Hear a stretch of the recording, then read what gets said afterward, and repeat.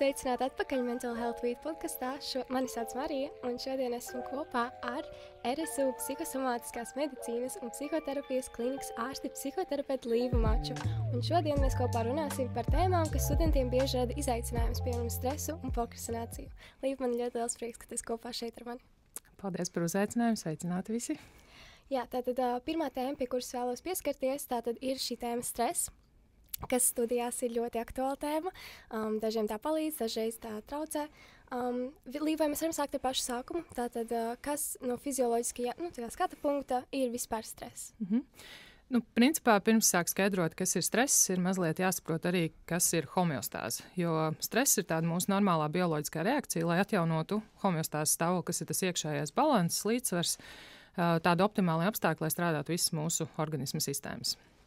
Stress ir šī organisma reakcija uz dažādiem stresoriem. Stresori var būt ļoti daudz un dažādi. Es pieļauju, ka šī podkāsta ietvaros mēs vairāk varam koncentrēties tieši uz psiholoģiskajiem stresoriem, bet ir arī fizikālie, piemēram, augstums, karstums, izsalkums, slāpes un tā tālāk. Un ir šie psiholoģiskie, kas iedalās divās lielās grupās, kas var būt ārējie, piemēram, eksāmeni, sesija, vai arī iekšējie, piemēram, augsts prasības pret sevi, perfekcionisms, bailes no kļūdām un tā tālāk. Un tad uz stresoriem ir šī ķermeņa reakcija.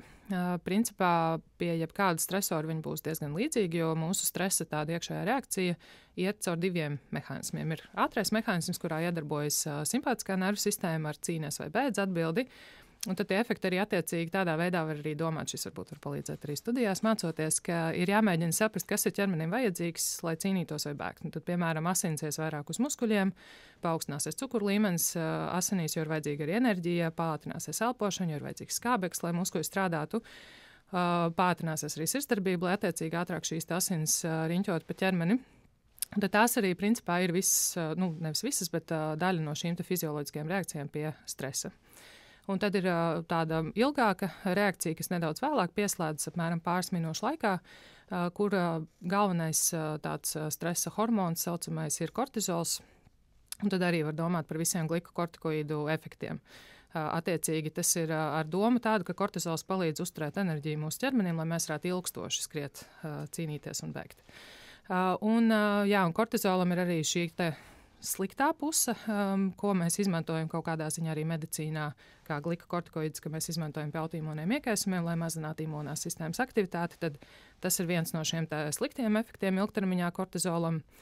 Tāpat arī bezmiegs, dažādas sāpes organismā arī var attīstīties, kas nebūs tieši ar kortizolu saistīts, bet kopumā ar tādu ilgstošāku stresa reakciju arī var sākties ļoti nepatīkamas lietas. Un tas arī ir tas brīdis, kad šis stress vairs mums īsti nekalpo, bet kaut kādā mērā jau vairs pat kaitē, jo, piemēram, ja mums ir sāpes sirdī vai arī mēs nevaram ieelpot, kā mēs varam cīnīties vai bēgt? Īsti nevaram. Jā. Wow, tas īstenībā man ir ļoti labs jautājums priekš tā. Viens no studējošiem mums īstenībā iesniedz jautājumu, tad kāpēc stresa laikā mums paliek grūti domāt? Kāpēc ieslēdzas šī smadzeņu migla? Jā, principā to var skaidrot, mēģinot sadalīt smadzenes tādos trīs stāvos. Mums ir tā saucamās reptīļu smadzenes, kas organizē, kā mūsu sirdsdarbība strādā, kā elpošanas centri būs aktīvi un tā. Tad vidējā stāvā ir limbiskā sistēma, jeb emocionālās smadzenes, un virs tā ir mūsu apziņa, garoza, kur mēs domājam, aktīvi paši rīkojamies. Tad, attiecīgi, tajā brīdī, kad ir ļoti spēcīgas emocijas, mums vienkārši nepieslēdzas īsti garozi, jo tā visa, tā mentālā enerģija iesprūst tajā limbiskajā sistēmā. Līdz ar to paliek grūti apzināti domāt, vairāk aiziet automātiskas kaut kādas rīcības, varbūt grūti veidot domas, koncentrēties, kaut ko jaunu apgūt, jo vienkārši tas tajā brīdī tam nepietiek tās mentālās enerģijas. Es bieži šo jēdzienu izmantošu, tas izklausās ezotēriski, bet es ceru, ka jūs sapratīsiet to domu, ko es ar to mēģinu pateikt. Jā, izklausās ļoti pēc bailēm. Kā tieši stress tad šķērsojas ar bailēm? Principā, kā jau minēju, stresori var būt ļoti dažādi. Arī, piemēram, pie skumjām mums pātrinās sirdsdarbība, parasti turklāt vēl nāk arī raudāšana, citas šīs reakcijas, bet pamatā ir arī šī simpātiskās nervu sistēmas aktivācija sākotnēji. Pie dusmām, arī pie bailēm. Attiecīgi, bailes var būt gan kā viens no iemesliem, kas ierosina šo reakciju, ko mēs saprotam kā stresu, jo tā arī ir tāda lieta, ko es esmu pamanījis gan klīniskajā praksē, gan arī kopumā studentus mācot un vienkārši runājot ar draugiem un cilvēkiem. Mēs ar stresu saprotam ļoti daudz ko. ka stress varbūt arī īstenībā mēs runājam par trauksmi, vai arī stress varbūt tiešām mēs runājam par bailēm. Bet varētu teikt tā, ka stress ir tāds lielais lietusarga termins, un zem tā mēs varam salikt dažādi šīs mazākās, sīkākās nianses, kā trauksmē, bailes, dusmas, skumjas un tā tālāk, vai nezinu, izsalkumu un jebko citu. Kā jūs spētu atbildēt jautājumu, kāpēc vieglāk ir stresot, nevis vienkārši saņemties un aiziet un izdarīt un viss miers? Kāpēc cilvēki nespēja pārkāpt pār tam šķērslim? Es teiktu, ka tas ir sarežģīts jautājums un varētu nebūt tāda viena universāla atbilde. Bet lielā daļā gadījumu tas varētu būt saistīts ar to, ka, piemēram, vēl nav tāds, nezinu, bīstamais brīdis, kad kaut kas ir jādara, jo mēs tiešām varam visu kaut ko atlikt. Piemēram, gatavoties šim podkāstam var arī šodien, no rīta. Nevis agrāk, vai arī, piemēram, tas pats arī, piemēram, gatavojoties kaut kādam kontroldarbam vai rakstot eseju. Reizēm tas pēdējais brīdis var būt palīdzošāks, jo vienkārši vieglāk tad ir arī sevi disciplinēt, jo tiešām vairs nav variantu. Kā arī pēdējā brīdī mācoties kaut ko, iespējams, mēs labāk arī atceramies, jo tā ir svaigāka informācija. Tas varbūt nav tik ļoti nosēdies, mēs to neatcerēsimies pēc mēneša, bet, ja mēs to esam izlasījuši pirms pāris stundām, tas paliks kaut kur saklākā atmiņā, teiksim, tā nebūs tik dziļi pie viņas jālien, nekā, piemēram, ja mēs to mācāmies pirms nedēļas, pirms mēneša. Vēl arī liela daļa var būt tajos psiholoģiskajos faktoros, ka tas, lai arī cik absurdi neizklausītos, tas var būt arī kā tāds kontrols mehānisms, ka attiecīgi, ja es neesmu iesniedzis darbu, mani nevērtē. Es esmu nokontrolējis to savu vērtēšanas opciju, jo es tā kā zinu, ka, es neesmu to izdarījis, bet, es to pats esmu nokontrolējis kaut kādā ziņā, bet tiklīdz mēs tā kā uzdrošinamies kaut ko izdarīt, kaut ko iesniegt vai publicēt vai izdarīt, mūsu iespējams kāds var vērtēt. Un tad mums var būt bail no tā, ka tas vērtējums būs slikts. Mums var būt bail saņemt to kritiku, kas nevienmēr tā ir izgāšanās.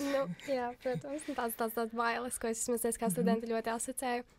Un man ļoti patīk, ka pie tā pieskāries par to, ka stress nav tikai negatīvs, ka ir arī pozitīvi aspekti un par to, ka tu vari izmantot to kā par labu sev. Un es gribēju zināt, kā ir tā psiholoģiskā. Esmu dzirdējusi ļoti daudz sociālās medijos, ir ļoti daudz par stresu, visādi citām lietām, bet esmu dzirdējusi to, ka cilvēki saka, ka var izmantot stresu un viņi izmantot vairāk ka tu nevari sagaidīt, ka tu esi tā kā priecīgs un kaut kā sevi apmānīt, ka tu neesi satraucies. Es varbūt neteiktu, ka tas ir apmānīšana, jo kopumā stress kā tāds ir, kā jau minēju sākumā, normāla bioloģiska reakcija pēc idejas. Un ir tāds saucamais stresa tēvs Hans Selye, kurš arī runā par to, ka viņš arī iedala tos stresus. Ir eustress, kas ir labais stress, distress, kas ir sliktais stress. Bet viena no viņa tādām frāzēm, ko man patīk stāstīt un atcerēties, ir tā, ka stress pats par sevi jau nav tas, kas mums rada to diskomfortu, kas ir tas sliktais, bet tā ir mūsu interpretācija par to, kas ar mums notiek. Un, piemēram, viens no tādiem piemēriem, ko parasti arī min, ir piemēram cilvēki, kas brauc ar amerikāņu kalniņiem. Būs cilvēki, kas tur laimēs, pieks, un viņiem viss būs riktīgi forši un baigi patiks. Būs cilvēks, kas sēdēs tieši tajā pašā amerikāņu, es nezinu, kā to nosaukt, kabīnīti, sauksim to tā, un būs pārbijies. Respektīvi, ka tas nav par to situāciju, tas nav par to stresoru, bet tas ir par to, kā mēs to uztveram un interpretējam. Piemēram, arī, ja mēs to redzam kā iespēju izgāzties, tas ir cits konteksts, nekā, piemēram, mēs to pašu redzam kā iespēju varbūt uzlabot savas prasmes vai attīstīties. Varbūt mēs to varam saredzēt kā kaut kādu aizraujošu izaicinājumu, ka mēs varam mēģināt parādīt sevi, nevis ka mēs noteikti sagaidīsim to kritiku un ka mūs tur ļoti slikti vērtēs, bet ka mums ir interesanti, mēs varam ar tādu angliski curiosity, tādu interesi, kā tas būs šoreiz. Varbūt tas būs labāk, varbūt es varu šoreiz tomēr citādāku atzīmi saņemt, varbūt šoreiz būs tā kā bija iepriekšējā reize, jo lielākoties jau tomēr tās atzīmes arī nav tik sliktas. Tas vairāk ir tā doma, ka būs slikti, nebūs labi, un tas palīdz to saskatīt kā sliktu stresoru un sliktu lietu, no tās gribas izvairīties. Ja mēs to ieraugam kā kaut kādu iespēju, tas jau ir uzreiz cits konteksts. Tas īstenībā man ieved nākamajā jautājumā, vai varētu būt tāda lieta kā stresa atkarība. Ja man ir ļoti daudzi kursu biedri, kuri ir tieši tādi paši, es atlikšu pēc tam, tad viņi saka, ka tā viņam izdodas labāk un ka tā ir tas kaifs un tam līdzīgi. Vai tāda lieta pastāv vispārīgi? Par šo es arī domāju. Un nāk prātā tas, ka ir cilvēki, kuriem ir nepieciešams sajust lielāku vispār kaut kādu emocionālo intensitāti, lai viņi kaut ko vispār sajustu. Tas var būt viens no iemesliem. Man grūti varbūt to nosaukt par tādu stresa atkarību. Es drīzāk teiktu, ka tas varētu būt kaut kas ir ierasts, pierasts vai liekas, ka tā tam ir jābūt. Un domājot arī par šo, man nāk prātā, ka es agrāk pati teicu, būs nedaudz anglicisms, es pēc tam iztulkošu arī, bet tā kā, ja nav stragla, tad nav vērtības. Respektīvi, ja nav bijušas tās grūtības, ja es neesmu pārdzīvojis, es neesmu stresojis, tad tas jau vispār neko nenozīmē. Tad tas ir bijis pārāk viegli, tad tam nav bijusi tāda liela nozīme, vai tam nav tāda vērtība, bet ja tas ir nācis caur tādām rīktīgām ciešanām, tad tam ir liela vērtība, jo ja es vienkārši uzrakstītu mēnesi pirms nodošanas termiņa savu eseju, es nevarēšu ar visiem vēl arī biedroties un teikt, ārprāts, es taču neesmu to izdarījis, kā tas ir vispār. Tad... Nav tas gandarījums. Jā, bet tur ir tā problēma, ka gandarījumam vajadzētu būt arī tad, ja tas ir. Jā, ja tu jau laicīgi par to vajadzētu lepoties. Bet kā jūs stāstītu, piemēram, pie kā var novest stresu ilglaicīgi uz cilvēka veselības stāvokli? Nedaudz pieskāros jau runājot par kortizola efektiem kopumā, bet idejiski pie sliktā stresa, jeb tā distresa, kā Hans Selye saka, tur var parādīties dažādas problēmas un grūtības ikdienā un dzīvē. Piemēram, varbūt miega traucējumi, varbūt tiešām arī garstāvokļa nomākums, kas, starp citu, arī pie glikokortikoīdu lietošanas var būt, kad ir medikamentozi ierosināta, negluži depresija, bet depresija vienkāršības pēc. Varbūt svara izmaiņas, apetītes izmaiņas gan uz augšu, gan palielināta, gan samazināta apetīte. Var parādīties dažādas sāpes ķermenī no konstantām muskuļu saspringuma, ja atceramies, cīnamies vai bēgam, mums muskuļiem ir jāstrādā. Simpātiskā nervu sistēma inervē arī, piemēram, kuņģasulas sekrēcija, līdz ar to var attīstīties arī čūlas, visādi iekaisumi, varbūt novājināt imunā sistēmu, līdz ar to cilvēks biežāk sāk slimot. Un man patīk dēvēt to par tādu sesijas sindromu, ka sesijā parasti neviens neslimo. Tiklīdz sesija ir beigusies, tad ir viss. Jo tajā brīdī kortizols, tā kā mūsu ķermenis atslāpst, viņš ir miera stāvoklī, nav vairs jābūt tādam supermobilizētam, un tajā brīdī arī mēs tā kā nedaudz sanāk salūstam. Līdz ar to ir ļoti svarīgi arī tajos brīžos, kad ir liels tas stress, mēģināt to balansēt ar kaut kādu atpūtu, kaut kādu atslēgšanos, lai tā kā nav tāds konstants spriedzes stāvoklis, jo tas var attīstīt visas šīs iepriekš minētās veselības problēmas un vēl ļoti daudz ko, jo mūsu organismā principā jebkuram šūnu veidam ir glikokortikoīdu receptori, tā kā kortizols uz jebko var iedarboties. Jā, runājot par šiem spējām atpūsties un tam līdzīgi, ir ļoti daudz visādi elpošanas vingrinājumi, fiziskās aktivitātes, laika plānošanas, vai tās tiešām var palīdzēt, vai tās, cik daudz no tām ir mīti, kas varbūt nav tik noderīgi un kas vairāk varētu palīdzēt, un kā tieši tas varētu palīdzēt pret studiju spriedzi. Kurš būtu tas vislabākais variants? Nav tāda vislabākā varianta. Respektīvi, teiksim tā, ka jebkura no šīm metodēm var palīdzēt potenciāli, kas kuram cilvēkam palīdzēs, ir bišķi atkal cits jautājums. Respektīvi, nav tāda viena universālā lieliskākā metode, kuru mēs pilnīgi visiem varam iedot, un viņiem šī metode strādās. Bet tajā pašā laikā, piemēram, elpošanas vingrinājumi, tā nav kaut kāda pseidozinātne vai ezotērika. Tur pamatā ir tas, ka, ja mēs veicam šo elpošanu konkrētā veidā, kad izelpa ir garāka par ieelpu, tas palīdz nomierināt simpātisko nervu sistēmu un vairāk aiziet tajā parasimpātiskās nervu sistēmas virzienā, ko angliski sauc par rest and digest, kas ir atpūties un gramo. Respektīvi, tur tie efekti atkal būs uz gramošanu tendēti un atpūtai, kas ir mūsu mērķis tajā brīdī, kad ir cilvēks stresā. Manuprāt, tāds visvienkāršākais variants, protams, elpošanas tehnikas ir ļoti daudz un dažādas, un katram tā var būt cita. Piemēram, būs cilvēki, kuriem patiks skaitīt, būs cilvēki, kuri skaitīs, un viņiem liksies, ka viņi nevar paelpot, ka tas viņiem ir par ilgu. Bet tāds super vienkāršs veids, manuprāt, ir tā saucamā taisnstūra elpošana. Mums vienmēr ir kāds taisnstūrs līdz pēc mūsu telefona. Ir taisnstūrs, ir logi, durvis, datora ekrāni. Un tad tā doma ir tāda, ka ar ieelpu mēs sakojam tā īsākajai malai un izelpojam sakojot garākajai malai. Un tad svarīgi ir tam dot nedaudz laiku, jo tas nenotiek tā ar knipi uz sekundi, pēkšņi uzreiz mēs pārslēdzamies. Tas parasti prasa pāris minūtes. Un ļoti svarīgi to ir praktizēt ārpus tām konkrētajām rīktīgajām stresa situācijām. Un šo var izmantot arī emociju regulācijā kopumā, bet svarīgi to ir trenēt līdzīgi kā, nezinu, ja dejojat kolektīvā, tad neviens neiziet uz skatuves un pirmo reizi nedejo deju. Vienmēr gatavojas un iestrādā to, lai tas paliek kaut kādā ziņā tādā muskuļu atmiņā, lai tad, kad ir sarežģīta situācija, mēs varam to izmantot. Jo, ja tas būs kaut kas jauns, kaut kas nezināms, baigi grūti ir tādā situācijā, kad viss jau ir saspringts un stresā to izmantot. Vēl ir tehnikas, kas saucās apzinātības tehnikas, kas palīdz kaut kādā ziņā arī, piemēram, saprast, ka tās ir tikai manas iedomas. Piemēram, ja mēs sagaidām kaut kādu lielo kritiku no pasniedzēja, mēs nekad, piemēram, tiešām neesam saņēmuši šo kritiku, tad šīs tehnikas var palīdzēt saprast, ok, tā pagaidām ir tikai mana doma. Es nezinu, kā būs, neviens nevar paredzēt nākotni. Labi, es nevaru teikt, ka neviens varbūt ir kāds cilvēks, bet lielākoties mēs tomēr nevaram paredzēt nākotni. Mēs varam izteikt tikai minējumu. Un tiklīdz mēs to saredzam kā minējumu, nevis absolūtu patiesību, kļūst vieglāk varbūt arī tam nesakot un tam uz to nereaģēt.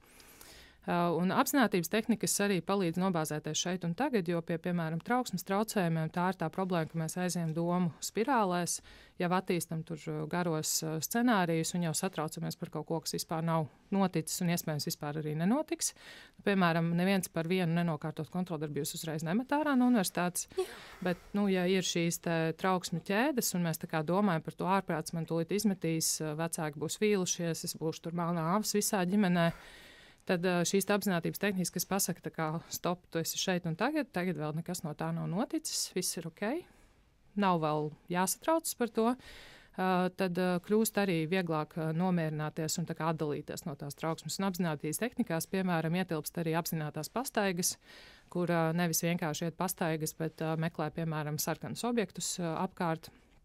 Lieliski apzināta pastaiga, manuprāt, ir arī kāpšana kalnos, tāpēc jāskatās, kur kāja jāliek. Latvijā jau tik daudz kalnu, diemžēl nav. Gaiziņkalnā, kad ir dubļains, arī var būt diezgan apzināta pastaiga, mēģinot saprast, kā vispār tikt augšā. Kaut kādas kliņšu kāpšanas, arī sporta zāle var būt ļoti apzināta, bet tad tur tiešām ir jāpievērš uzmanība tam, ko tad mēs tajā brīdī daram un darbinam. Un vēl trešā tāda tehniku grupa ir progresīvā muskuļu relaksācija, kur sasprindzina apzināti konkrētu muskuļu grupu, pēc tam atlaižam, piemēram, tagad dūris sasprindzinu, atlaižam, tas arī palīdz pirmkārt novirzīt domas, iziet no šīs domu spirāles, un otrs arī nomierināt šo ķermeni, atkal pieslēgt to parasimpātisko nervu sistēmu. Un par šīm tehnikām ir sagatavots, manuprāt, ja tagad nekļūdos, tās bija veselības inspekcijas sagatavots materiāls, bet ja ieraksta kādā interneta meklētājā trauksmes vadīšanas un emociju regulācijas tehnikas, ir tāds PDF materiāls atrodams, kur ir nedaudz sīkāk aprakstīts, tur arī dažādi elpošanas veidi uzrakstīti, dažādi šīs apzinātības tehnikas un sīkāk aprakstīta arī šī progresīvā muskuļu relaksācija. Tā kā tas ir viens no resursiem, ko var apskatīt, var pameklēt, bet, protams, internets ir pilns ar resursiem. Bet, manuprāt, ir svarīgi, ka kāds iedod, ka šito var, ka ir kāds tāds konkrētāks materiāls, citādāk atkal tas var būt angliski sakot overwhelming, pārņemoši, pārpludinoši un atkal izraisīt kaut kādu stresu.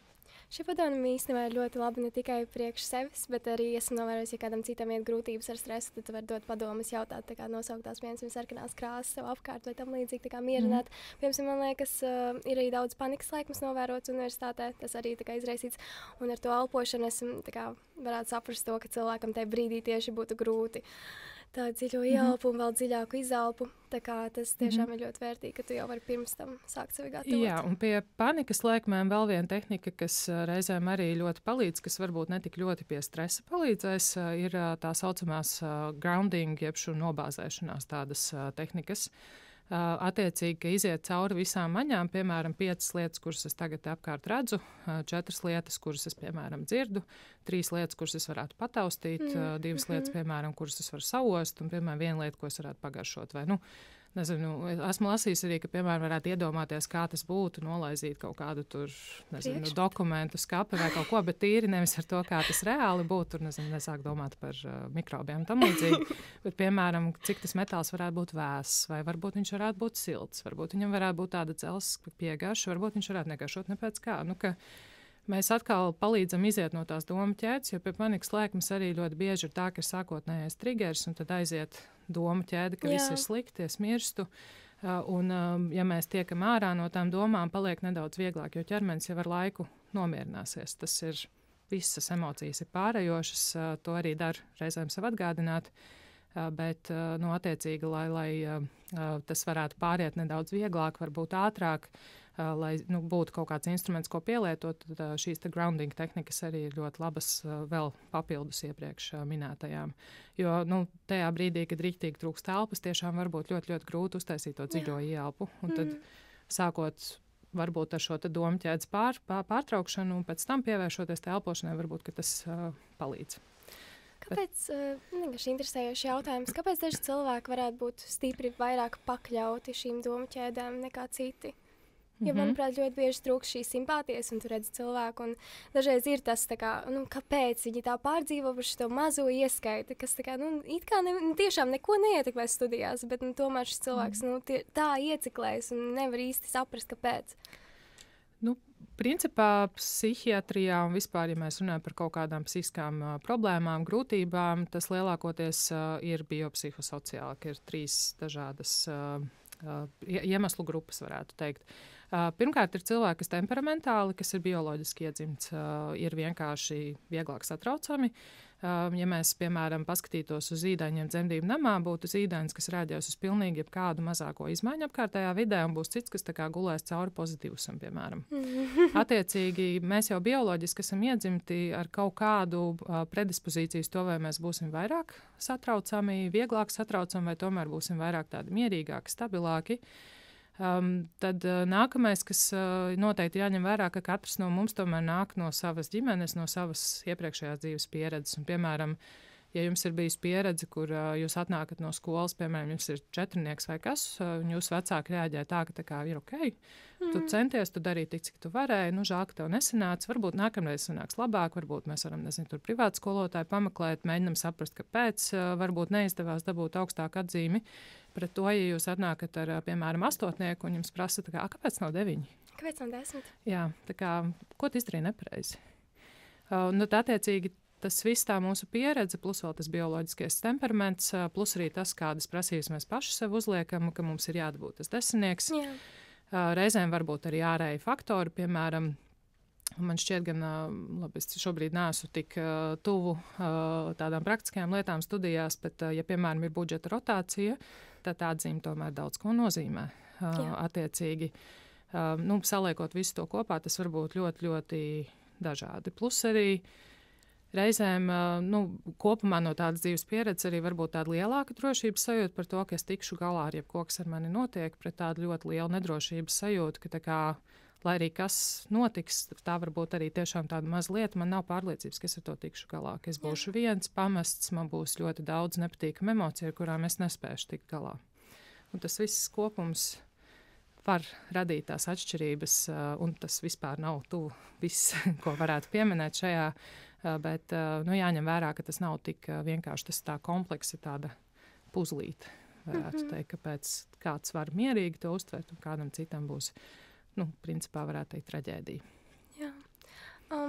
Mums ir vēl viens jautājums vairāk no studējošo puses. Kā var turpināt iesākt studiju darbus augsta stresa līmeņa situācijās? Kas palīdzētu nozemēties? Šķiet, mēs jau pieskārāmies šim kaut kādā ziņā, par tām visām tehnikām var mēģināt ar to sākt. Vēl es arī ieteiktu padomāt par to, kad vispār pēdējo reizi es atpūtos.